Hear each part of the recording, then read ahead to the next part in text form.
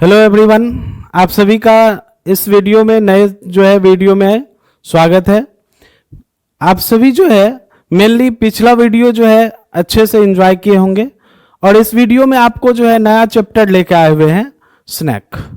और आपको पूरा इस यूट्यूब चैनल पे आपके 12th बेस बोर्ड के एग्जाम का टोटल फॉर्मेट, टोटल आपको contents, total important question, suggested question जो 90% अप्रॉक्स जो आपको बता रहे हैं उसी से ना आपके एग्जाम में रहेगा।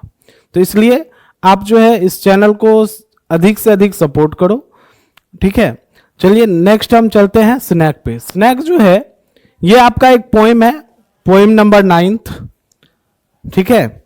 और ये D.H. लॉरेंस के द्वारा लिखा गया। यदि बात करें स्नैक का, तो स्नैक वह D.H. लॉरेंस के द्वारा लिखा गया पोएम है। D.H. लॉरेंस कौन है? तो David Herbert Lawrence. D for David, H for Herbert, L for Lawrence. David Herbert Lawrence के द्वारा यह पोएम स्नैक वह लिखा गया है। अब इसका हम इस वीडियो में देखेंगे जो ऑब्जेक्टिव पॉइंट्स, जो जिससे कि हमारा ऑब्जेक्टिव क्वेश्चन ना वो सॉल्व हो जाए। ऑब्जेक्टिव पॉइंट आपका पढ़ने से क्या होगा, इस बात का ना 100% गारंटी है कि उस चैप्टर से आपका ऑब्जेक्टिव क्वेश्चन ना के बराबर छूटेगा और हर एक क्वेश्चन वो इजी वे में बन जाएगा। चलिए जानते हैं about poet D.H. Lawrence. D.H. Lawrence के बारे में देखिए। D.H. लॉरेंस जिसका पूरा नाम क्या है? David Herbert Lawrence. ये अभी आपको बताया, डेविड हर्बर्ट लॉरेंस इसका पूरा नाम है। इनका यदि बॉर्न जन्म की बात करें तो 11 सितंबर 1885 में इसका जन्म हुआ। 11 सितंबर 1885 में 1885 में इनका जन्म हुआ। बर्थ प्लेस वह इंग्लैंड है। यदि आप प्रॉपर बर्थ प्लेस जानिएगा तो Eastwood, Nottingham Shri, England. Eastwood के नॉटिंगम श्री के ईस्टवुड नामक जगह पर इंग्लैंड में इनका जन्म हुआ। मेनली आपको याद रखना, इंग्लैंड, डिफिकल्ट नहीं बना रहे हम। इंग्लैंड में इनका जन्म हुआ, मतलब ये एक ब्रिटिश पोइट है। कौन से पोइट है? ब्रिटिश पोइट है, ठीक है। अब देखिए इनका डाइड 2 मार्च 1930 में एट द एज ऑफ 44। 44 साल की अवस्था में, 44 के एज में इनकी मृत्यु हुई। 1930 में जन्म हुआ, 1885 में, 1930 में इनकी मृत्यु हो गई। इनका यदि ऑक्यूपेशन की बात करें तो ये एक नॉवेलिस्ट है, उपन्यासकार जो नॉवेल को लिखते हैं। एक पोएट है, कवि है, शॉर्ट स्टोरी राइटर है, लघु कथाकार है। यदि नॉन एज या फेमस एज की बात करें तो ये एक ब्रिटिश पोएट है, या मॉडर्न ब्रिटिश पोएट हम इसको कह सकते हैं। मॉडर्न ब्रिटिश पोएट भी हैं क्योंकि यह मॉडर्न सेंचुरी के पोएट है। नेक्स्ट स्लाइड देखते हैं। नोटेबल वर्क, इनका कुछ प्रमुख कार्य क्या किया हुआ होगा? पोएट्री होगा, कविता होगा, कहानी होगा, नॉवेल, उपन्यास होगा, ठीक है ना, ये हम जानते हैं। इनका पोएट्री हम पहले जानते हैं। काव्य, कविता इनका मेनली पहला पोएम यदि बात कीजिएगा तो ये है द वाइट हॉर्स जो 1964 में ये पब्लिश्ड हुआ। ए कलेक्शन ऑफ पोएम्स, ये 1909 में पब्लिश्ड हुआ। प्लम्ड सरपेंट 1926 में, लेडी चैटरलेस लवर 1926 में, और लव पोएम एंड अदर्स ये 1913। ये जो आपको है ये पांचों पोएम है D.H. लॉरेंस का। आपसे ये पूछ सकता है प्लम्ड सरपेंट किसके द्वारा लिखा गया है? तो D.H. लॉरेंस के द्वारा। ए कलेक्शन ऑफ पोएम्स किसका लिखा हुआ है? तो D.H. लॉरेंस का है। द वाइट हाउस किनके द्वारा लिखा गया? तो D.H. लॉरेंस का। या D.H. लॉरेंस का दो कोई पोएम का नाम बताइए।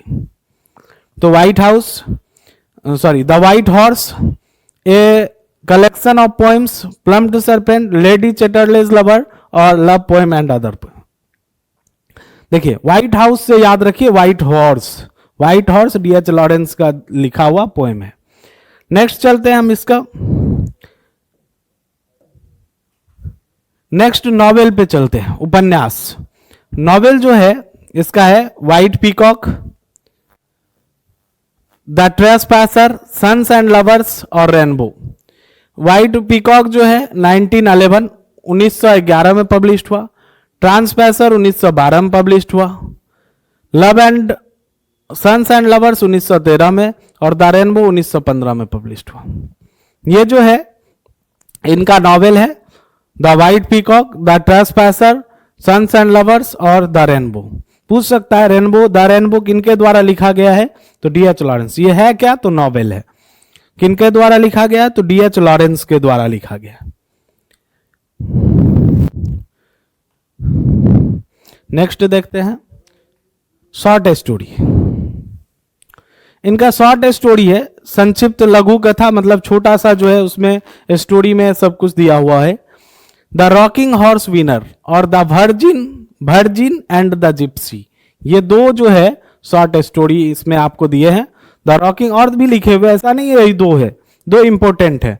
द रॉकिंग हॉर्स विनर और the virgin and the Gypsy. Rocking horse winner 1922 1922 में, और द जिप्सी जो है वर्जिन एंड जिप्सी 1984 में 1984 में जो है इनका लिखा गया है।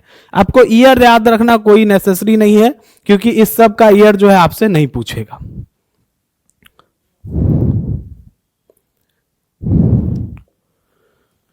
देखिए अब आता है बात पोएम का। तो पोएम जो है हम पढ़ कौन सा रहे हैं? तो स्नैक। किनके द्वारा लिखा गया? डीएच लॉरेंस के द्वारा। डीएच लॉरेंस के द्वारा लिखा गया एक पोएम है जिस पोएम का नाम है स्नैक। यदि स्नैक की बात करें तो consisting of 19 stanza of variable length, ये 19 स्टेंजा में पूरा पोएम है। पूरा पोएम का स्टेंजा यदि काउंट कीजिएगा तो वह पूरा पोएम जो है वह 19 स्टेंजा में है, पैराग्राफ में है, ठीक है। लेकिन वो वेरिएबल लेंथ का है, अलग अलग, वो फिक्स्ड लेंथ का नहीं है। जैसे प्रत्येक each and every paragraph contains 5 line नहीं है, ये अलग अलग पैराग्राफ है। अलग अलग पैराग्राफ में अलग अलग लाइन है, किसी में 2 लाइन भी है, किसी में 5 लाइन भी है, किसी में 8 लाइन भी है। लेकिन टोटल लाइन की बात कीजिएगा तो इसमें 74 लाइन्स टोटल है, कंसिस्टिंग ऑफ 74 लाइन्स। कहीं कहीं आपको 75 भी मिलेगा, लेकिन आप यदि अच्छे से पढ़िएगा तो 74 लाइन्स का जो है वह स्नैक है। तो आपसे ऑब्जेक्टिव यहां से पूछ सकता है, snake how many lines in the poem snake, snake में कितने लाइन्स है? तो 74। आपसे पूछ सकता है how many stanza in the poem snake, तो 19 स्टेंजास ऑफ डिफरेंट या वेरिएबल लेंथ, डिफरेंट लेंथ या वेरिएबल लेंथ, ये आपको पूछ सकता है। चलिए हम ऑब्जेक्टिव क्वेश्चन की बात करते हैं। तो ऑब्जेक्टिव क्वेश्चन जो आपके एग्जाम पॉइंट ऑफ व्यू से बहुत ही ज्यादा इंपॉर्टेंट है, और वही इंपॉर्टेंट सेलेक्टेड क्वेश्चन जो है ना हम आपको यहां पे लिखे हुए हैं, दिए हुए हैं। Snake is written by, written की जगह कंपोज्ड भी आएगा, रिटेन भी आ सकता है, क्योंकि क्वेश्चन का जो है उतना हाई स्टैंडर्ड क्वालिटी होता नहीं, इसलिए बहुत वर्ड जो है वह जो है सोचते नहीं। हम भी इसलिए यहाँ रिटेन दिए। यदि अधिकांश बात करें तो यहाँ पे जो है कंपोज्ड का यूज होता है। पोएम के लिए अधिकांश कंपोज्ड यूज होता है, प्रोज के लिए अधिकांश रिटेन यूज होता है। स्नैक जो है वह लिखा गया किसके द्वारा? तो जॉन, पहला ऑप्शन है जॉन डन, कमला दास, वाल्ट विटमन, डीएच लॉरेंस। तो आपको ये बताने की कोई जरूरत हमें नहीं है, आप सभी जान गए होंगे, इसका सी आंसर होगा। डीएच लॉरेंस के द्वारा कौन सा पोएम लिखा गया? तो स्नैक लिखा गया। स्नैक किनके द्वारा लिखा गया? तो डीएच लॉरेंस के द्वारा लिखा गया। नेक्स्ट क्वेश्चन हम चलते हैं। नेक्स्ट क्वेश्चन है, it is believe that in dash it is believe that इस golden snake if seen anywhere must be killed. कहां का यह अवधारणा है, कहां का यह मानना है, या कहां का यह विश्वास है कि यदि गोल्डन स्नैक दिखे, यदि गोल्डन स्नैक दिखे तो उसे मार देना चाहिए। देखिए जब आप पोएम पढ़िएगा ना तो सिसिली एक सिविलाइजेशन है, सिसिली सभ्यता है, उनके अंतर्गत ऐसा मानना है कि यदि गोल्डन स्नैक दिखे तो उसे मार देना चाहिए। Black snakes are innocent but gold are venomous, यह लाइन है दिया हुआ पोएम में। मतलब काले रंग के जो सांप होते हैं ना वह जो है इनोसेंट होता है, निर्दोष होता है। जैसे हम लोग कहते हैं जो हरा सांप जो है बहुत जल्द, वह जो है नहीं जल्दी काटता है, ठीक है। लेकिन पॉइजनस, या golden snakes are poisonous, golden snake को जहरीला माना गया है। तो कहां माना गया है? तो सिसिली पहला ऑप्शन है, दूसरा न्यू दिल्ली, एथेंस और लंदन। तो सिसिली समाज के अंतर्गत यह माना गया, अवधारणा है कि ब्लैक स्नैक जो है वह पॉइजनस नहीं होता है, वह जहरीला नहीं होते हैं, डेंजरस नहीं होते हैं। लेकिन गोल्डन स्नैक जो होते हैं वह डेंजरस होते हैं, जहरीला होते हैं। नेक्स्ट, अब ये चीज है इटना इज इन, इटना कहां है। तो यदि आप बात कीजिएगा इटना कहां है, तो ये भी सिसिली में। इटना क्या होता है, ये प्रोसेस है। इसमें क्या होता है, तो इतना अधिक, जैसे हम लोग कहते हैं ना अत्यधिक गर्मी में लू चल रहा है। अब जानिए पोएम को, पोएम जो है ना इसका ओपनिंग लाइन ही है, बहुत गर्मी का दिन था। It was a very hot day, बहुत गर्मी का दिन था। And I was in pyjama for the hit. और कभी कहते हैं मैं पैजामे में था, मतलब cotton cloth, cotton cloth saw the summer season, गर्मी, अत्यधिक गर्मी को दिखा रहा है। वह कहते हैं गर्मी के वजह से मैं पैजामे में था, ठीक है ना, गर्मी की वजह से पोइट किस में थे, पैजामे में। तो इसी में एक वर्ड आता है सिसली में, ETANA, इटाना। इटाना जो है क्या है, एक प्रोसेस है जिसमें क्या होता है, अर्थ का लेयर जो है वह बहुत ज्यादा हीट हो जाता है। ऐसा हीट होता है कि मानो वह जो है ना एक गैस पे चढ़े हुए तावा जिस तरह से लाल होता है, गर्म होता है, उसी तरह से वह गर्म होता है। तो इसका करेक्ट ऑप्शन ए होगा। नेक्स्ट चलते हैं। नेक्स्ट है A dash is mentioned in the poem snake. Snake poem में क्या मेंशन किया गया, देखिए अब इसमें है क्या उसको समझिए। स्नैक में यहां पे चर्चा एक वाटर थ्रू का है, जल परपत्र, जहां पे पानी का जो है ना स्रोत है। और ये पुराने दिनों को दिखाया, नए दिनों में तो फुल जो है ऑटोमेटिक जो है टेप आता है, नल आता है, फुल ऑटोमेटिक जो है सब कुछ होता है। हमारा वॉशरूम जो है पूरा जो है टाइल्स बिछा होता है। लेकिन ये पुराने जमाने की बातों को दिखाया, जहां की एक ट्यूबवेल होता था या नल होता था। वह नल या ट्यूबवेल जो है वह किसी वृक्ष के छांव में होता था, क्योंकि पुराने जमाने का लोगों का ऐसा मानना था वृक्ष यदि रहेगा ना तो वहां का पानी जो है ना अत्यधिक ठंडा होगा। तो यहां भी एक ये जो है वाटर थ्रू था, जल परपत्र था। और वो जल परपत्र जो था वो किस वृक्ष के नीचे था, तो कैरोब ट्री, कैरोब ट्री जो है उसी के नीचे था।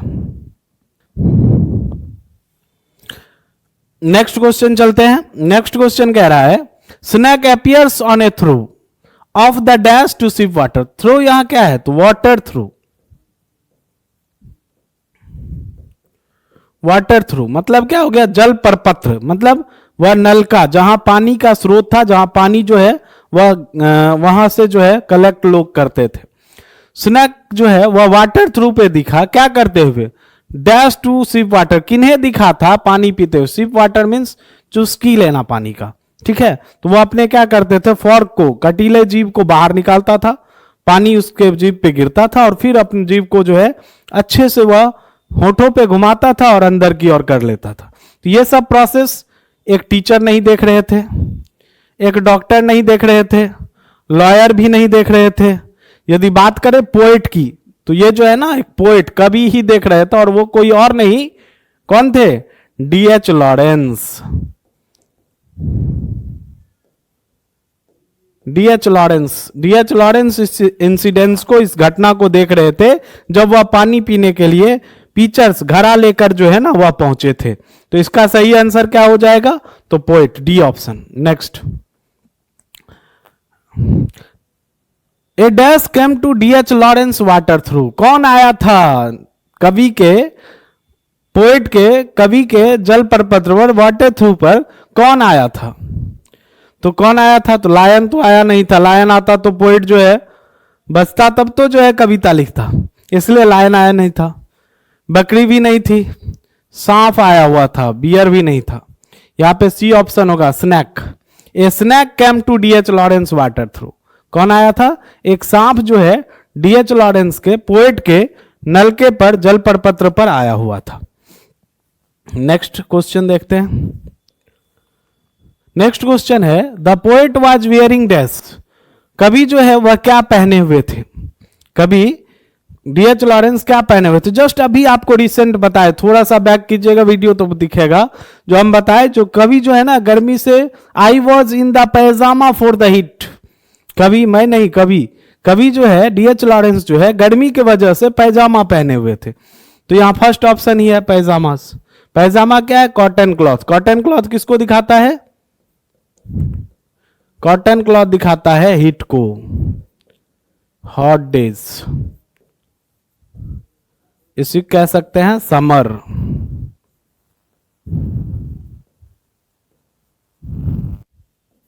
ठीक है, तो ए ऑप्शन इसका करेक्ट होगा। Next, the poet had gone to the water trough to drink dash, क्या पीने गया हुआ था पोएट? तो वाटर, टी, कॉफी, सिगरेट, तो यहां पर जो है कॉफी, टी और सिगरेट नहीं होगा, क्या होगा? तो वाटर, पानी पीने के लिए गया हुआ था। Next, the poet had a desire to talk to dash, कवि को किनसे बात होने की इच्छा होने लगी। अब देखिए, इसी पोएम में कवि अपने दो नेचर को दिखाए। एक कहते हैं, एक जो है एक नेचर उन्हें कह रहा था कि प्यासा है, उसका घर बहुत ही गर्म होगा, इस गर्मी के वजह से उस जिस होल से आया होगा वह होल बहुत ही ज्यादा गर्म होगा, चलो कोई बात नहीं, पानी पी लेगा और चुपचाप चला जाएगा, कोई दिक्कत नहीं।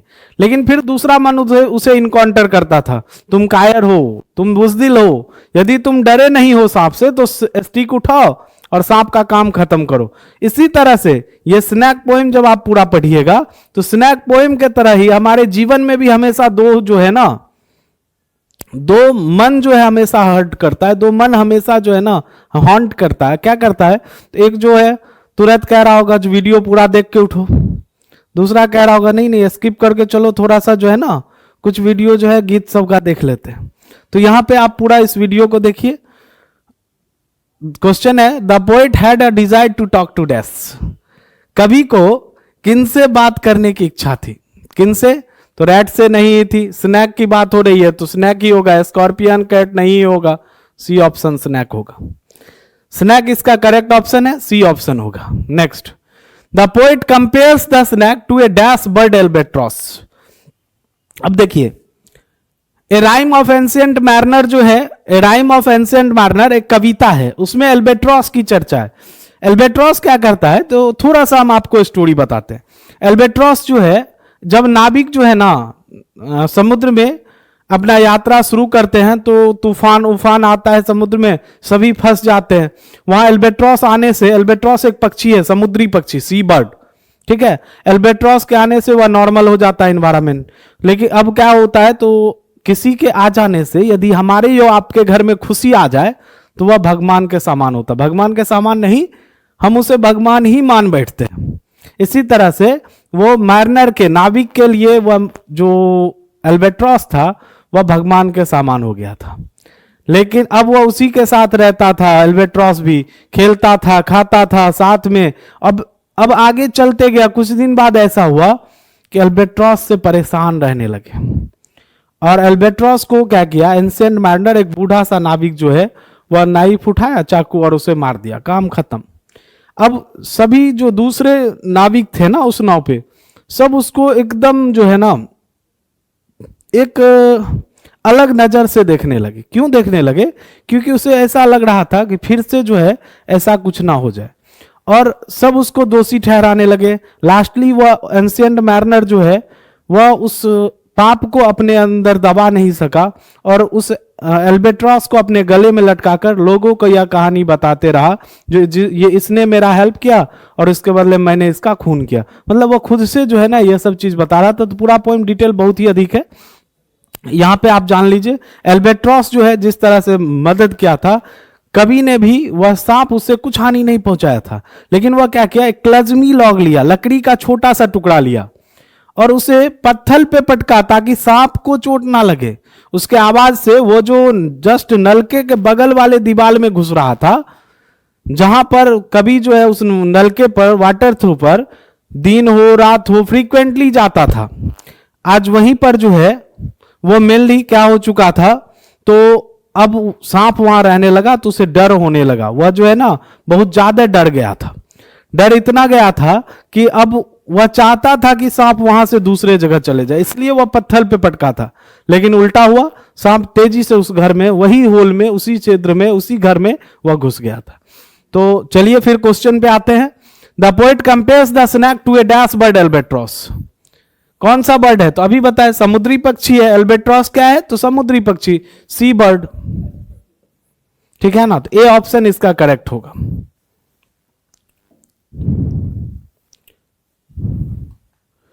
नेक्स्ट क्वेश्चन है, the speaker seem like a dash in exile. कवि को सांप किस तरह का दिख रहा था? तो क्वीन नहीं है, किंग इन एग्जाइल होगा, सेंट भी नहीं होगा, फकीर भी नहीं होगा, लाइन ही है, किंग इन एग्जाइल। वह वहां का चाहता था कि वह वहां का नलका उसी के नाम कर दे। जब उसे पश्चाताप हुआ, वह जो है अपने आप को गिल्ट फील करने लगे, तो वह यह सोचा अब तुम आओ, अब तुम्हें जो है इस नलके पर डिस्टर्ब करने के लिए कोई भी नहीं आएगा, इसलिए उसे किंग इन एग्जाइल कहा था।